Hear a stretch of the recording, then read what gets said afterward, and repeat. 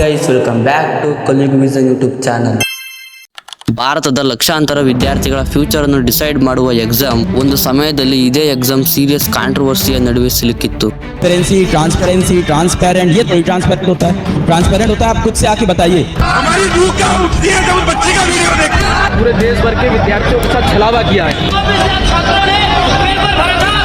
नरेंद्र मोदी जी चुप्पी छोड़ो. ಆ ವರ್ಷ 23 ಲಕ್ಷಕ್ಕೂ ಹೆಚ್ಚು ವಿದ್ಯಾರ್ಥಿಗಳು ಈ ಎಕ್ಸಾಮ್ ನ ಬರೆದಿರ್ತಾರೆ. ಆದರೆ ರಿಸಲ್ಟ್ ಬಂದ ನಂತರ ದೇಶದಾದ್ಯಂತ ಒಂದೇ ಪ್ರಶ್ನೆ ಕೇಳಿಸಲಾಯಿತು. Unusual number of toppers, grace marks controversy, OMR mismatches ಮತ್ತು ಎಜುಕೇಶನ್ ಸಿಸ್ಟಮ್ ಮೇಲಿನ ಟ್ರಸ್ಟ್ಗೆ ದೊಡ್ಡ ಹೊಡೆತ. ಇದು ಜಸ್ಟ್ ಒಂದು ಎಕ್ಸಾಮ್ ಇಶ್ಯೂ ಅಲ್ಲ, ಇದು ಎಂಟೈರ್ ಎಜುಕೇಶನ್ ಸಿಸ್ಟಮ್ ಮೇಲೆ ಎದ್ದಿರುವಂತಹ ಸೀರಿಯಸ್ ಕ್ವಶನ್ ಆಗಿತ್ತು. ಇಂದು ಕಂಪ್ಲೀಟ್ ಕೇಸ್ನ ಸ್ಟೆಪ್ ಬೈ ಸ್ಟೆಪ್ ನೋಡೋಣ.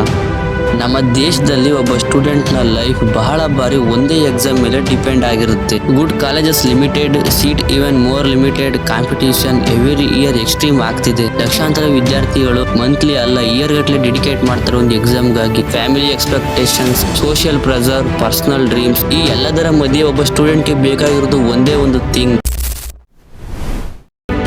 ಆದರೆ ಸಿಸ್ಟಮ್ ಮೇಲಿನ ಟ್ರಸ್ಟ್ ಬ್ರೇಕ್ ಆದ್ರೆ ಅತ್ಯಂತ ದೊಡ್ಡ ಡ್ಯಾಮೇಜ್ ಯಾರಿಗೆ?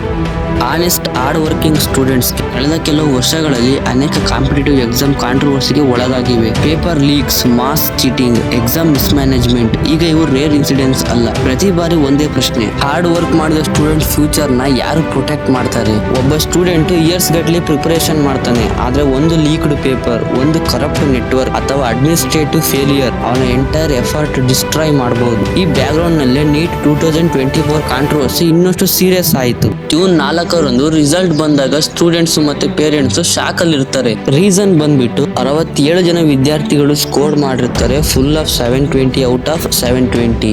ಒಂದು ಅಲ್ಟ್ರಾ ಕಾಂಪಿಟೇಟಿವ್ ನ್ಯಾಷನಲ್ ಎಕ್ಸಾಮ್ ನಲ್ಲಿ ಇಷ್ಟು ಮೆನಿ ಪರ್ಫೆಕ್ಟ್ ಸ್ಕೋರರ್ಸ್ ನ್ಯಾಚುರಲಿ ಹೇಗಾಗೋದಿಕ್ ಸಾಧ್ಯ ಅಂತ ಒಂದು ಕ್ವಶನ್ ಮಾರ್ಕ್ ಇಡುತ್ತೆ. ನಂತರ ಸಂಬಂಧಿಸಿದ ಅಧಿಕಾರಿಗಳು ಮತ್ತೆ ಪರೀಕ್ಷಾ ಪ್ರಾಧಿಕಾರ ತಿಳಿಸುತ್ತೆ.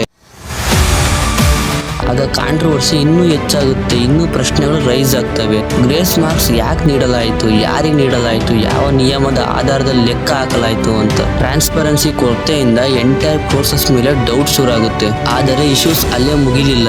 ಕೆಲವು ವಿದ್ಯಾರ್ಥಿಗಳು ಆರೋಪಿಸ್ತಾರೆ ತಮ್ಮ OMR sheets answer final results ಜೊತೆ ಮ್ಯಾಚ್ ಆಗ್ತಿಲ್ಲ ಅಂತ. ಇದ್ರ ಜೊತೆಗೆ ಇನ್ನಷ್ಟು ಸೀರಿಯಸ್ ಕ್ವಶನ್ಸ್ ರೈಸ್ ಆಗ್ತವೆ. ಇವ್ಯಾಲ್ಯೂಷನ್ ಎರರ್ ಇದೆಯಾ, ಡಾಟಾ ಪ್ರೊಸೆಸಿಂಗ್ ಇಶ್ಯೂ ಇದೆಯಾ, ಕೆಲವು ಎಕ್ಸಾಮ್ ಸೆಂಟರ್ಸ್ ಕುರಿತು ಇರ್ರೆಗ್ಯುಲಾರಿಟೀಸ್ ಆರೋಪಗಳು ಕೇಳಿಬರ್ತವೆ. ನ್ಯಾಷನಲ್ ಲೆವೆಲ್ ಎಕ್ಸಾಮ್ ನಲ್ಲಿ ಇಷ್ಟು ಡೌಟ್ಸ್ ಹೇಳೋದ್ರಿಂದ ವಿದ್ಯಾರ್ಥಿಗಳ ವಿಶ್ವಾಸಕ್ಕೆ ದೊಡ್ಡ ಹೊಡೆತ ಬೀಳುತ್ತೆ. ವಿದ್ಯಾರ್ಥಿಗಳು ಪ್ರಶ್ನೆ ಕೇಳಲು ಆರಂಭಿಸ್ತಾರೆ, ಪೋಷಕರು ಉತ್ತರಗಳನ್ನ ಬೇಡ್ತಾರೆ, ತಜ್ಞರು ಗಂಭೀರ ಆತಂಕವನ್ನ ವ್ಯಕ್ತಪಡಿಸ್ತಾರೆ. ಆನ್ಲೈನ್ ಅಭಿಯಾನಗಳು, ಪ್ರೊಟೆಸ್ಟ್, ಪಬ್ಲಿಕ್ ಪ್ರೆಷರ್ ಎಲ್ಲ ಸ್ಟಾರ್ಟ್ ಆಗ್ತವೆ. ಒಂದೇ ಡಿಮ್ಯಾಂಡ್: ಟ್ರಾನ್ಸ್ಪರೆನ್ಸಿ. ಮಾಧ್ಯಮಗಳ ಚರ್ಚೆಗಳು ಇನ್ನಷ್ಟು ತೀವ್ರವಾಗ್ತವೆ. ಇದು ಕೇವಲ ತಾಂತ್ರಿಕ ದೋಷವೇ ಅಥವಾ ಸಂಪೂರ್ಣ ವ್ಯವಸ್ಥೆಯ ವೈಫಲ್ಯವೇ? ಈ ವಿಷಯ ಕೊನೆಗೆ ಕಾನೂನು ಪರಿಶೀಲನೆಯ ಮೆಟ್ಟಿಲಿಗೂ ಸಹ ತಲುಪ್ತದೆ. ದೇಶದಾದ್ಯಂತ ಕ್ಲಿಯರ್ ಸೆಂಟಿಮೆಂಟ್ ಒಂದೇ ಮೂಡಿತ್ತು: ಈ ಪ್ರಶ್ನೆಗಳು ಮಾರ್ಕ್ಸ್ ಬಗ್ಗೆ ಅಲ್ಲ, ನ್ಯಾಯತೆಯ ಬಗ್ಗೆ ಅಂತ. ಈ ಸಂಪೂರ್ಣ ಘಟನೆ ನಮಗೆ ಒಂದು ದೊಡ್ಡ ಪ್ರಶ್ನೆನ ಕಲಿಸ್ತದೆ. ನಿಜವಾಗಿಯೂ ನಮ್ಮ ಸಂಪೂರ್ಣ ಭವಿಷ್ಯವನ್ನು ನಿರ್ಧರಿಸಬೇಕೆ? ಸಿಸ್ಟಮ್ ಯಾವಾಗಲೂ ಪರ್ಫೆಕ್ಟ್ ಆಗಿರಲ್ಲ, ತಪ್ಪುಗಳು ಸಂಭವಿಸಿರ್ತವೆ ಮತ್ತೆ ವಿವಾದಗಳು ಬರ್ತಿರ್ತವೆ. ಒಂದು ದೇಶದ ಭವಿಷ್ಯ ಅದರ ವಿದ್ಯಾರ್ಥಿಗಳ ಮೇಲೆಯೇ ನಿಂತಿದೆ ಮತ್ತು ವಿದ್ಯಾರ್ಥಿಗಳ ನಂಬಿಕೆ ಕಳೆದುಕೊಂಡರೆ ಅದು ಕೇವಲ ಒಂದು ಪರೀಕ್ಷೆಯ ಸಮಸ್ಯೆಯಾಗಿರುವುದಿಲ್ಲ, ಅದು ಸಂಪೂರ್ಣ ವ್ಯವಸ್ಥೆಯ ಸಮಸ್ಯೆಯಾಗಿರುತ್ತದೆ. ಆದ್ದರಿಂದ ಇಂತಹ ಘಟನೆಗಳಿಂದ ನಾವು ಏನು ಕಲಿಯಬೇಕೆಂದರೆ, ಯಾವುದೇ ಒಂದು ಪರೀಕ್ಷೆ ನಿಮ್ಮ ಮೌಲ್ಯವನ್ನು ನಿರ್ಧರಿಸುವುದಿಲ್ಲ. ಒಂದು ವಿಷಯವನ್ನು ನೆನಪಿಡಿ: ಒಂದು ಪರೀಕ್ಷಾ ಫಲಿತಾಂಶವು ನಿಮ್ಮ ಸಂಪೂರ್ಣ ಜೀವನವಲ್ಲ.